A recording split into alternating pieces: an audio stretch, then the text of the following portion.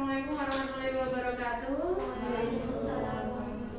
Alhamdulillah, alamin. Puji syukur kepada Allah masih bisa dipertemukan di Asatidzah. Meskipun kita sudah berbeda tempat, tapi hati saya tetap di sini. Dan masih banyak merepotkan panjenengan semuanya yang sudah berkenan hadir. Yang berkenan hadir insya Allah sehat walafiat ya. Keluarga juga sehat, semuanya sehat pokoknya. Salawat dan salam tak lupa kita aturkan kepada junjungan kita Nabi besar Muhammad SAW yang selalu kita tunggu syafaatnya di saat yaumul akhir nanti. Terakhir, syukur pada panjenengan semuanya yang sudah berkenan hadir di sela-sela kesibukan yang dari pagi sampai siang berkenan hadir menghadiri diseminasi saya. Diseminasi bukan berarti saya lebih daripada jenengan ya. Siapa tahu jenengan ilmunya lebih banyak lagi. Masuk melilis. Oke, izinkan saya membagikan materi tentang budaya positif. Diseminasi budaya positif. Dari judulnya asing nggak biasa dia? Budaya positif sering terdengarkah? Mas Rakar ya, ini Mister karena CGP ini jadi membawa banyak budaya positif. Jujur terus terang saya juga baru mendapatkan ilmu budaya positif di guru penggerak. Sebelumnya juga jarang menggunakan kata budaya positif. Mungkin kalimat positif gitu mungkin ada ya. Matematika positif negatif udah sering banget. Tapi kalau budaya positif budaya yang bagaimana sih? Nah, yang bawahnya nggak usah di ini ya, Asatidzah, yang atas saja. Insya Allah presentasinya tentang budaya positif, kemudian ada posisi kontrol guru, yang mana kita semua adalah guru dan ada segitiga restitusi. Asing semua ya, 1, 2, 3 ini asing semua, termasuk saya sebelum mendapatkan materi. Apa budaya positif? Budaya positif yaitu perwujudan dari kebajikan, bukan kebijakan ya, tapi kebajikan. Kebajikan kata lainnya apa? Kebaikan, betul. Tapi kenapa menggunakan kata kebajikan? Karena kebaikan ya yang lebih kebajikan universal yang diterapkan di lingkungan sekolah. Jadi lingkup kita pendidik pasti lingkungannya sekolah. Monggo Ustaz datang. Nah, nanti ada salah satu pendekatan yang ditanamkan dalam budaya positif yaitu restitusi. Nah, saya punya sticky note, tapi jangan lihat yang ini dulu. Apa itu kebajikan universal? Tadi kan sudah ada yang disampaikan Ustazah Nisa dan Ustazah Dila. Kebajikan yaitu kebaikan tapi universal itu contohnya yang kayak gimana? Stikiku mana ya? Bawa alat tulis Asatidzah? Yang bawa alat tulis boleh. Kira-kira menurutnya jenengan kebajikan universal itu yang kayak gimana toh?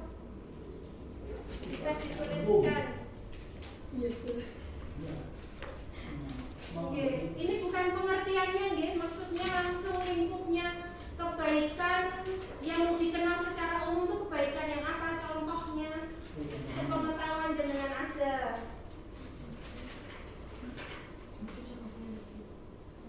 Boleh tuliskan 1, 2. Nanti bisa ditaruh di dinding sebelah sana. Yang nggak boleh nggak apa-apa, yang belum juga pinjam dulu berarti. Oh ini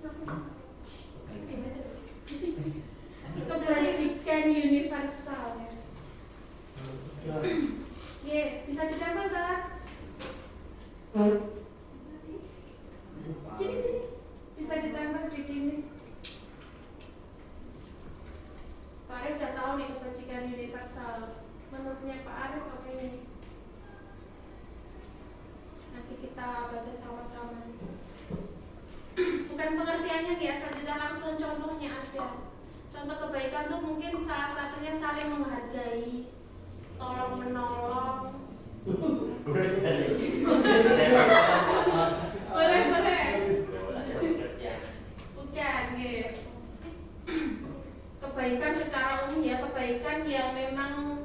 diiyakan oleh semua orang masyarakat dunia ya ini. Nah, menurut panjenengan apa nih contohnya kebajikan yang universal yang nanti bisa kita terapkan di lingkup sekolah? Monggo yang sudah satu contoh aja tidak apa-apa, nggak harus banyak. Di tempatnya Pak Arif ada memberi makan orang yang kelaparan. Pasang dulu. Dan itu apa ini?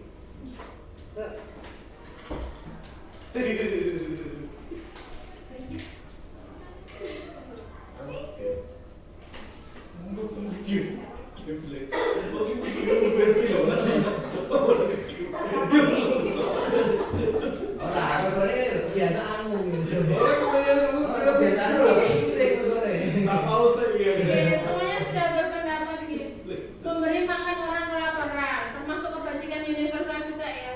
Saling mencintai sesama, gotong royong, tolong menolong, toleransi, memberikan ilmu, menghormati sopan santun, toleransi yang tinggi, jujur, menghargai.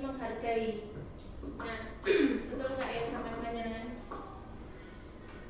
Nah, contoh kebajikan universal salah satunya jawaban panjenengan semuanya betul tadi, termasuk yang PLL gitu dan lain-lain. Nah itu mencintai loh, kasih sayang. Ya betul. Kebanyakan memang yang ditanya pertama kali kebajikan universal biasanya saling mencintai, saling menyayangi. Pertama, ini bukan berarti urutannya itu yang pertama yang paling utama, tidak seperti itu. Ada tanggung jawab, ada keadilan, kasih sayang, percaya diri, bersyukur, saling menghormati, toleransi, integritas, banyak sekali, saling memaafkan. Ada banyak sekali kebajikan universal yang bisa kita tanamkan di lingkungan sekolah. Berarti paling tidak kita semua sudah tahu ya kebajikan universal itu yang seperti apa lah. Hubungannya dengan budaya positif bagaimana? Apa hubungannya kebajikan universal dengan budaya positif? Bagaimana menciptakan budaya positif? Ada dua cara. Satu, budaya positif berkembang dari karakter positif dulu. Karakternya harus positif dhisik. Kemudian dari karakter berkembang jadi biasa. Ketika biasa diulang terus menjadi budaya. Tapi kalau di sini memang saya lihat budaya positif sudah banyak. Contohnya masih amung sisa masih biasa ditangge. Kalau bertemu asatidzah masih salim, masih juga mengucapkan salam, masih mengucapkan syukur, jazakillahu khairan, jazakumullahu khairan. Nah, itu kan budaya. Ketika pertama kali memasuki dunia al-irsyad, mungkin kita belum terbiasa dengan kalimat-kalimat seperti itu ya. Tapi menjadi karakter kita, kemudian jadi biasa karena orang di lingkungan kita juga mendukung. Semuanya bergerak bersama untuk menciptakan budaya positif, jadilah budaya positif. Nah, itulah bagaimana caranya menciptakan budaya positif. Jadi nggak bisa kalau cuma dari Ustazah Soekarno tapi tidak didukung yang lainnya, nggak bisa. Harus semuanya among ya among, salam juga semuanya salam, mengingatkan, mengucapkan syukur, kemudian saling memaafkan, tolong menolong, seperti itu. Nah, hubungannya sekarang bagaimana menerapkan budaya positif tadi lewat pembiasaan gitu. Apalagi di anak SMP yang kelas 7 peralihan dari SD, banyak budaya-budaya karakter, banyak karakter anak yang dibawa masih karakternya bermain. Sudah wajarnya anak begitu nggih kalau kelas 7. Terus guru apa bilang, enggak boleh nak, di sekolah enggak boleh bermain. Apa kita sebagai pendidik akan berkata seperti itu? Tidak. Tidak, betul Pak. Tidak lah. Bagaimana kita sebaiknya pendidik? Kita mengarahkan, kita dijane wae, wis enggak apa-apa lari-larian naik meja, kan enggak begitu nggih. Nah, siapa yang bisa memulai budaya positif? Yaitu kita sebagai pendidik. Kita dari diri dulu. Mengejak umum diri kita orang yang kan nggak bisa ya. Contoh, ayo sholat, misalkan ayo sholat berjamaah. Ketika kita sendiri tidak mau mengajak kan juga susah. Begitupun juga menerapkan budaya positif. Gitu. Ketika budaya positif itu baik, insya Allah akan menular.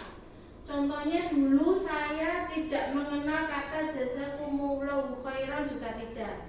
Biasanya kan terima kasih ya nak, terima kasih ya mbak. Tapi ketika lama-lama di sini karena terbiasa dan jadi budaya, jadi semuanya mengikuti. Betul Ustaz Fandi? Nah, begitu. Kemudian hubungannya dengan 5 posisi kontrol guru. Nah, stiker petnya boleh dibagi dulu. Ada 5 posisi kontrol guru.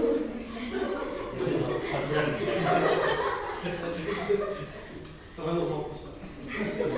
Oke, menurut teori ada 5 posisi kontrol kita sebagai guru. Yang pertama penghukum. Kenapa kok diletakkan di pertama? Karena guru biasanya identiknya di sini. Mungkin kita ngerasa nggak ngerasa ya.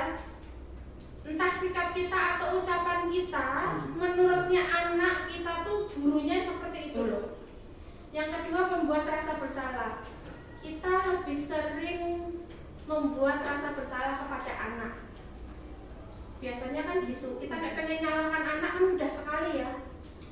Nah, 2 urutan pertama ini. Kemudian baru jadi teman, pemantau, dan kemudian manajer. Nah, masih ini ya, belum dapat bayangan.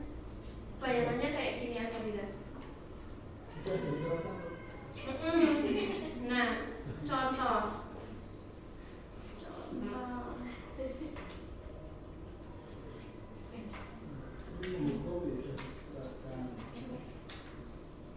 Oke, iya.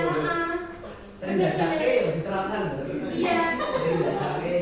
5-5-nya sudah diterapkan, tapi ada jarang sekali yang menjadi manajer. Manakah posisi manajer yang dimaksud? Contoh, ini satu kasusnya satu, tapi posisi kontrol guru bisa berubah-ubah sesuai situasi dan kondisi. Kasusnya cuma Adi terlambat hadir di sekolah.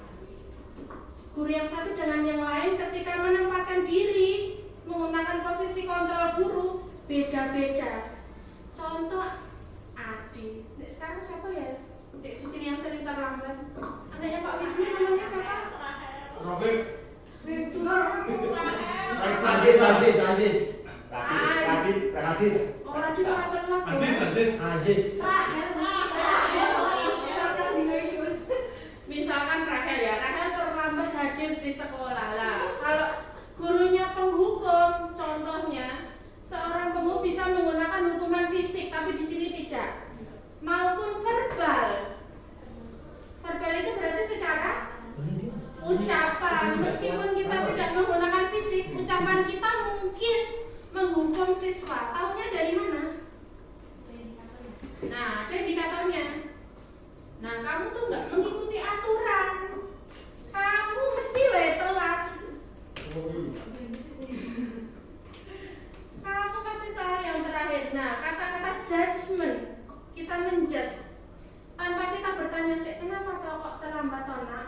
Wes ngomong kue meneh, Rahel meneh. Nah, jenengan memposisikan diri sebagai penghukum tanpa jenengan sadari. Walaupun kita tidak napuk gitu enggak ya. Napuk enggak, gebrek meja ya enggak ya. Tapi dengan ucapan verbal tadi itu, apalagi dengan nada suara yang tinggi gitu. Nah, kita sudah memposisikan diri sebagai penghukum di situ.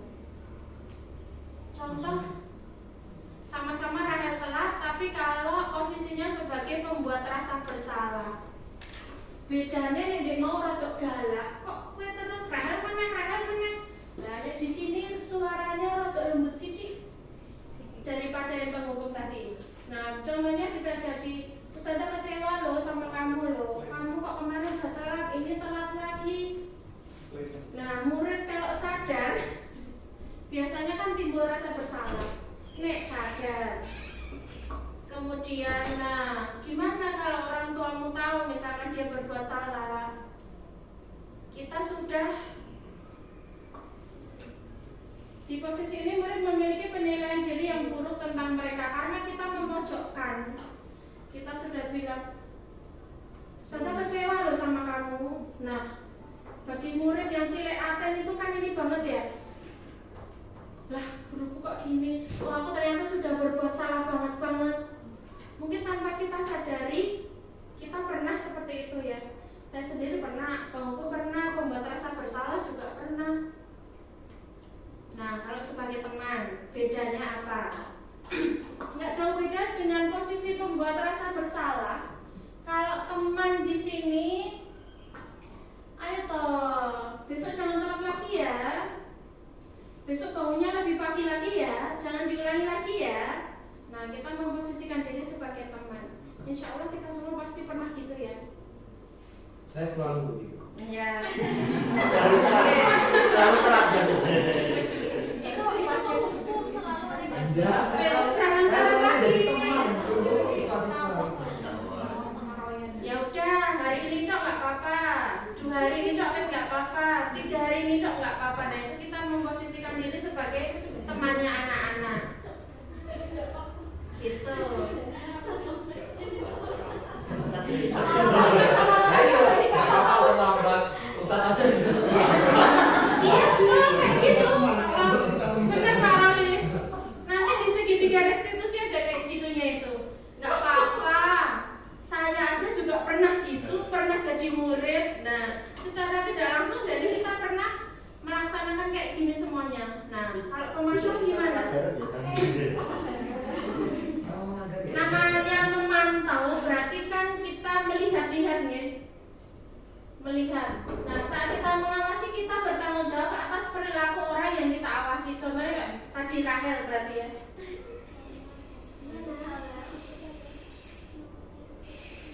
Oh ya, Saudara Putri. Nah, pertanyaan yang diajukan seorang guru sebagai posisinya pemantau tanyanya gini, peraturannya apa? Tahu nggak tata tertib sekolah? Kemudian kamu tahu nggak kalau apa yang kamu lakukan ini salah? Kemudian sanksi atau konsekuensinya tahu nggak? Nah, kayak gini memantau. Pak Tatang banget nih. Pak Tatang banget.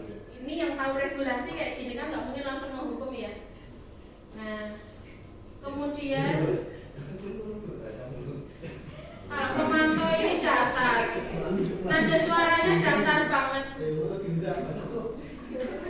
Contohnya mungkin kayak gini ya. Tadi Rahel tahu nggak kamu jam berapa kita harusnya sekolah? Tahu Pak lah. Kamu udah terlambat nih. Kamu konsekuensinya kalau terlambat paham nggak? Nah, kayaknya Ustaz paham banget ya. Paham Pak. Misalkan kayak gitu. Lah ini kita memposisikan diri sebagai pemantau. Insya Allah kita sudah pernah melaksanakan semuanya kayaknya ya. Tapi saya jarang ini manajer. Manajer itu mengatur ya, namanya manajer memanage, nggak cuma memanage dirinya, tapi memanage lingkupnya juga. Posisi di mana guru berbuat sesuatu bersama.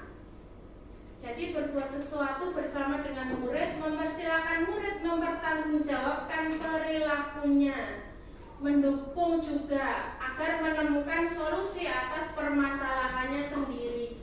Garis bawahnya di sini ya Asatidah. Melakukan sesuatu bersama murid, mempersilahkan murid mempertanggungjawabkan, dan kita membantu memberi solusi. Gitu. Contohnya Tadi dokter selalu memberikan solusi. Saya kemarin pas melihat-lihat ini kayaknya ada beberapa setidaknya yang kayak gini. Contohnya seorang manajer akan berkata, apa tuh yang kita yakini kalau di guru penggerak itu bukan peraturan sekolah. Jadi di guru penggerak itu tidak ada tata tertib, tapi yang ada keyakinan. Bedanya peraturan dan keyakinan menurut jenengan sama apa beda?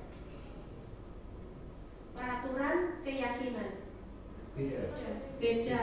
Peraturan berarti yang dilarang nggak boleh dilaksanakan, nek keyakinan yang dilaksanakan.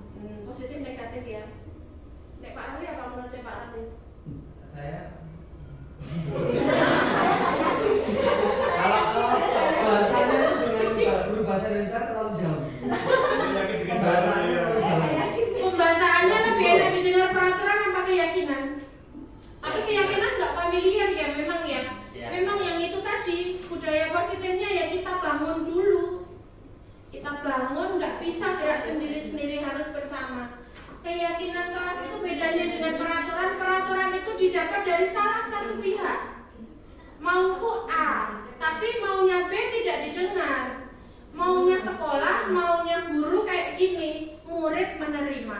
Itu peraturan. Tapi keyakinan itu didapatkan dari dua belah pihak. Contoh,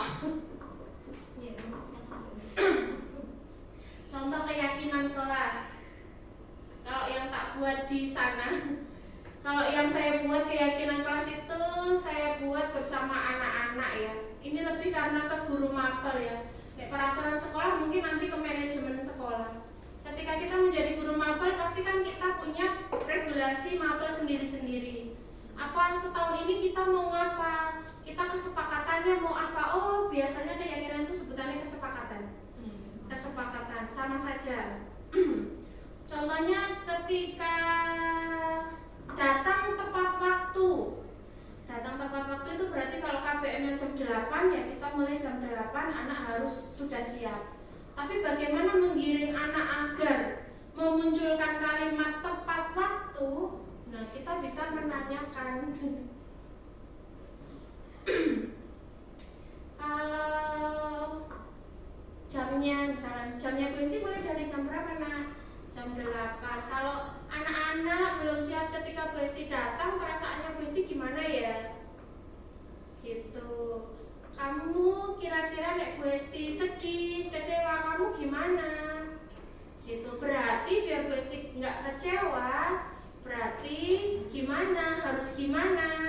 Oh, berarti harus ini ketika puisi datang harus sudah siap. Kita sepakat? Enggak, aku enggak sepakat. 8 lebih 5 saja.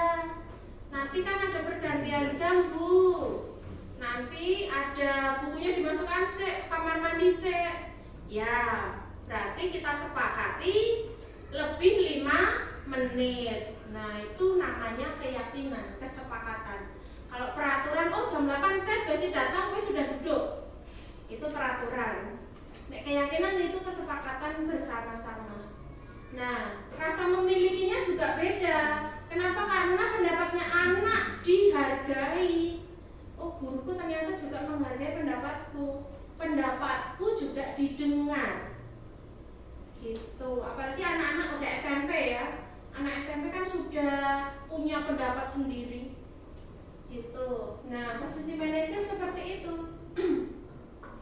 Keyakinan kelasnya gimana? Karena udah sepakat tadi di depan. Kok telat? Berarti kan melanggar kesepakatan. Pertanyaan lanjutan, lah nek kamu yakin, lah kamu bersedia nggak memperbaikinya? Nek jawabannya anak tidak bersedia, kayaknya jarang. Biasanya ya bersedia. Biasanya nek tergantung ketika ini, maksudnya gini, ketika jenengan openingnya sudah salah, openingnya kok kamu telat lagi, misalkan sudah di opening kayak gitu, terus nanti ke belakangnya ketika kita mengajukan pertanyaan, anak nggak akan respect, nggak akan menghormati kita, sudah nggak fokus karena sudah dijudge. Lah aku mau cerita wes ngono sih, aku ya mau. Gitu kan, berarti dari awal itu kita memang posisinya bukan yang tadi, memang opsinya menggiringnya ke manajer. Gitu. Lah kalau kamu yakin bersedia memperbaiki enggak? Gitu. Lah kalau memperbaiki, terus rencanamu apa? Oh berarti bangun lebih pagi Bu misalkan, atau enggak naik Gojek misalkan. Lah tergantung tadi. Terlambatnya karena apa? Bangunnya kesiangan, apa main game, apa membantu orang tua. Biasanya kebanyakan karena HP. Nah, kita tanya, dia mau bertanggung jawabnya caranya gimana? Nek tidak muncul solusi, kita mengarahkan.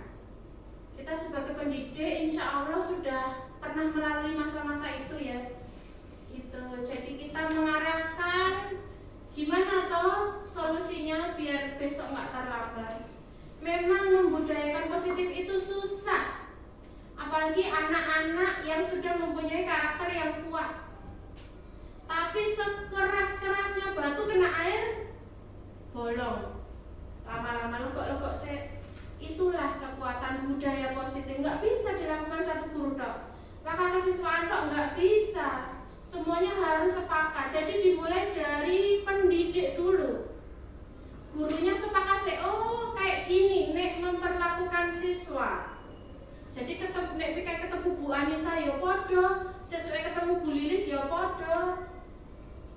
Gitu, itulah budaya. Nah, kira-kira pertanyaannya yang dijawab di situ lebih sering memposisikan diri di posisi yang mana? Jenengan sebagai guru. Dua boleh Bu? Boleh nggak cuma satu iya. Saya kecil dan telaten. Kadang kan kita beda kekuatannya. Iya. Sesuai musuhnya. Develop game-nya. Objeknya lain itu ya Iya, langsung tentara Rusia. Kebanyakan kalau penghukum memang guru-guru tertentu, pembuat rasa bersalah juga guru tertentu. Kebanyakan saya lihat posisinya di teman. Tapi teman belum tentu itu baik. Teman belum tentu itu baik mendidik anak, karakternya anak belum tentu. Kenapa? Nanti harus contoh ya. Apa sih kamu? Hal negatifnya di sini. Hal negatif dari posisi teman lah. Bila suatu saat guru tersebut tidak bantu, dia akan rasanya mesti kecewa. Contoh, kadang ada anak yang bercerita kepada guru tertentu, padahal wali kelasnya ini, tapi kok ceritanya ke guru yang lain. Karena dia sudah mempunyai bonding ikatan sendiri. Karena oh guru ini loh bisa jadi temanku, wali kelasku nggak bisa. Nah, bonding-bonding itu yang harus dilakukan oleh wali kelas kepada siswa. Pokoknya yang pertama jangan menjudge. Kowe mesti gini, kowe mesti telat, kowe mesti nggak bawa, kowe mesti nggak bilang orang tuamu lah. Itu opening yang sebaiknya dihindari. Dengarkan dulu, tanya. Ini salah apa enggak perbuatan kayak gini? Terus nek salah cara memperbaikinya piye nek menurutmu? Insya Allah anak kelas 7 sudah bisa diajak mikir. Anak SD aja bisa. Contoh kayak tadi ada yang narik mainan, cuman mainan tapi kancing bajunya jadi copot. Ada dua, nariknya saking kencengnya, ininya jadi copot. Tak tanya, kayak gini baik apa enggak? Enggak, Bu, nek tahu enggak terus gimana? Nanti tak enggak gitu, anak SD kayak gitu kan. Dia bilang ini, nanti tak bilang mama, nek saya tadi cuman mainan tapi ininya nggak sengaja copot. Saya udah minta maaf juga Bu. Udah mbok tanya mau diperbaiki apa enggak, katanya enggak apa-apa. Tapi nanti tak minta mama untuk telepon mamanya minta maaf. Loh, anak SD aja bisa kayak gitu loh. Enggak menjahit enggak lah. Dia cuma bilang nanti tak bilang mama, saya sudah minta maaf. Anak SD bisa kayak gitu. Saya percaya anak SMP lebih bisa menemukan solusinya lagi. Tapi tadi posisi teman negatifnya di sini tadi ada kekecewaan tidak terpenuhi. Ekspektasinya anak pada teman kan banyak ya. Oh biasanya aku sama Bu ini dibantu. Sekali nggak bantu hancur itu reputasinya. Nah, gitulah. Kembali ke pertanyaan tadi, sering yang manakah jenengan memposisikan diri? 3 boleh Bu? Boleh. Ini udah ketemu ini. Kayak contoh siksa, saya ngomong bisa apa? Ya, aku kalau 7C ya.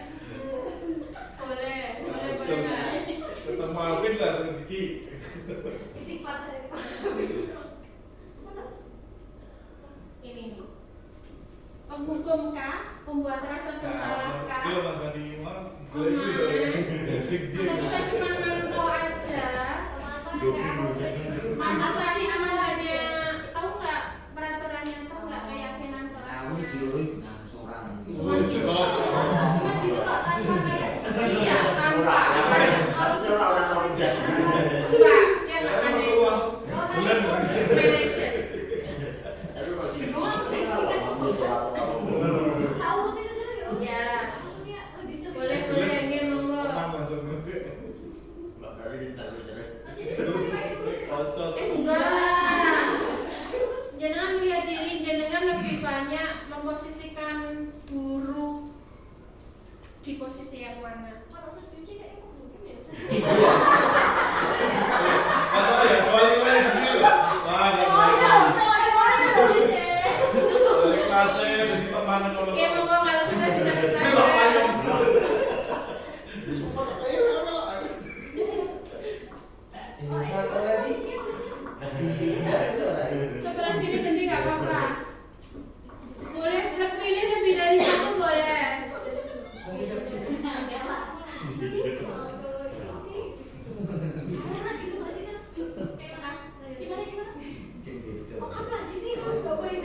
Wah, sering. Penghukum ya. Karena sudah mencaci ya. Anu, hari kasus juga nunggu. Mengajar. Sampai sini itu mengajar. Eksekutor. Anu, kita beli sini pemain itu. Nah, Pemain itu. karena penghukum nggak harus secara fisik ya benar. Pilihan kata kita, opening kita, pembukaan kita harus betul dulu. Ya, banget itu parah kamu parah. Iya kan? Ayo.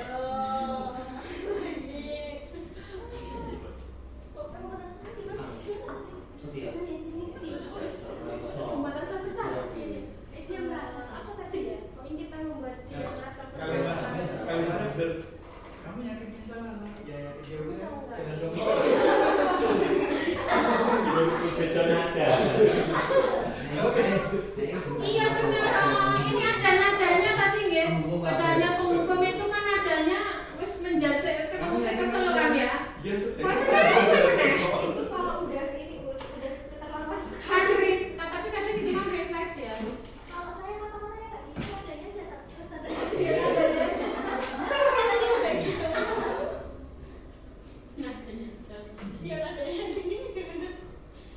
Kita lihat di mana posisi kontrol di sini. Kebanyakan membuat rasa bersalah. Penghukum juga pernah ya. Manajer pernah. Dari sekian banyak yang manajer hanya 2 karena memposisikan diri sebagai manajer itu susah. Apalagi terutama yang belum berkeluarga dan mempunyai anak sendiri maksudnya. Karena kadang ada perbedaan apalagi perempuan ya. Keibuannya nanti pasti ada. Gitu. Terkadang sebelum punya anak, kebanyakan posisinya mungkin penghukum. Ketika udah ada anak, oh rada mendung. Gitu juga ada, banyak faktor-faktornya juga. Nah, dari sekian banyak guru di sini ternyata yang memposisikan manajer 2. Salah satunya tulisannya Ustadz Tatang ya. Enggak apa-apa. Yang ini tulisannya Pak Roy bukan ya? Bagus kan jelek. Ini Pak. Yang kuning ini siapa ya? Oh, Mbak Dila. Kamu tuh nomor Manajer ya. Kelas AC ya. Dari sekian banyak posisi manajer susah itu ya karena itu tadi butuh keterampilan khusus, butuh karakter khusus dan pembiasaan khusus, berarti terbiasa. Karena Ustadz Tatang sudah terbiasa menghandle siswa, sudah terbiasa dengan posisi manajer, menanyakan itu tadi. Terus harus gimana? Konsekuensinya apa? Memperbaikinya gimana? Gitu. Jadi intinya ada di pembiasaan.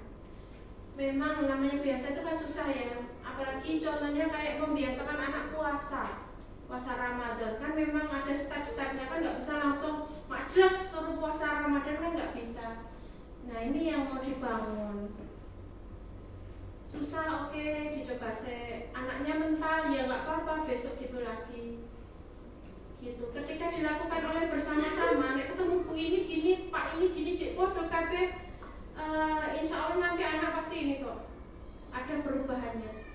Tapi nek cuma satu guru tok yang lain memposisikan sebagai penghukum ya susah. Anak semakin balelo, semakin gitu kekerasannya muncul nanti. Nah, ini tapi nggak bisa disetel. Nah, tadi disebutkan salah satu pendekatan untuk menerapkan budaya positif. Ada caranya atau tidak? Tapi nggak tak videoin. Ada caranya restitusi. Kalau menurut Kamus Bahasa Indonesia, restitusi itu ganti rugi. Jadi anak berbuat salah, nek salah berarti harus mengganti rugi atas kesalahannya. Tapi bukan berarti materi ya. Ganti rugi atau kompensasi yang diberikan pelaku kepada korban. Menurut Kamus. Kelihatan nggak ya tadi? Enggak ya. Segitiga restitusi, namanya segitiga itu berarti kan tiga sisi, tiga sudut ya tadi ya. Jadi ada tiga treatment untuk melakukan restitusi. Jadi tadi sudah posisi sebagai manajer tadi. Nah caranya restitusinya gini. Yang pertama ada validasi tindakan yang salah. Kita harus memvalidkan tindakan mana dia yang salah, yang nggak sesuai kesepakatan. Contoh, kamu terlambat ya nah hari ini ya, gitu. Berarti kan sudah ada validasi tindakan salahnya apa? Openingnya, oh terlambat. Kemudian lanjutannya setelah divalidasi tindakannya ada menanyakan keyakinan. Lah terlambat lah keyakinannya gimana?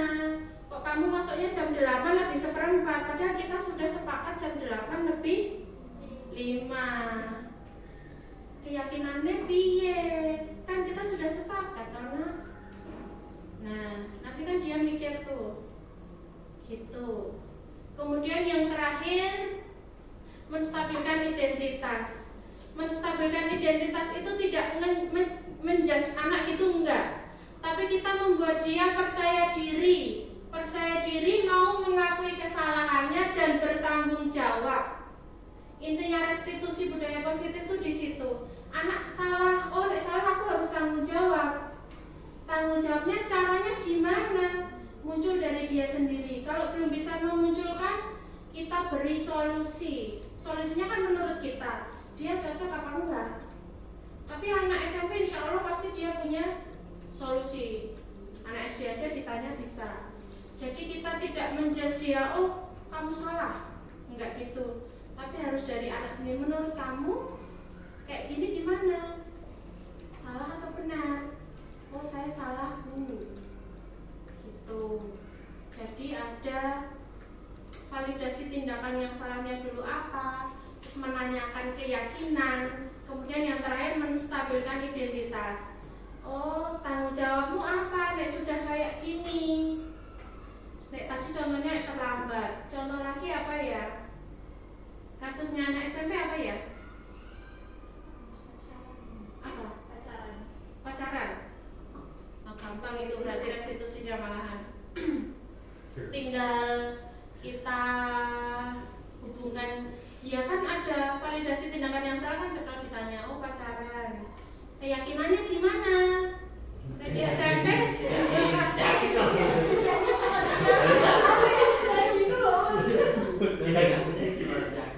Tapi kan kalau anak SMP kan belum boleh pacaran, apalagi di sekolah Islam ya. Kan pasti keyakinannya udah cetro itu. Lah validasi tindakan salahnya, menstabilkan identitas gimana? Nggak apa-apa, itu hal yang normal. Maksudnya fitrahnya kita itu saling mencintai, saling mengasihi. Iya benar, berarti kamu normal kan ya? Gitu. Tapi terus kita lanjutkan. Kan kita sebagai pendidik kita pasti tahu, oh ini ada dalilnya gini. Mungkin didengarkan Quran surat berapa, kayak kenapa disuruh buka dulu, terus dibacakan artinya. Menurut pendapatmu gimana setelah mendengar ayat yang kayak gini dengan tindakanmu yang tadi?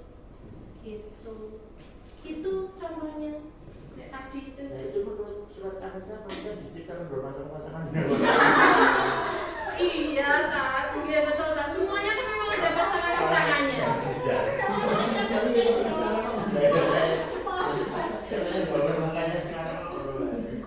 Ya intinya pokoknya institusi itu tidak mengajak debat ya.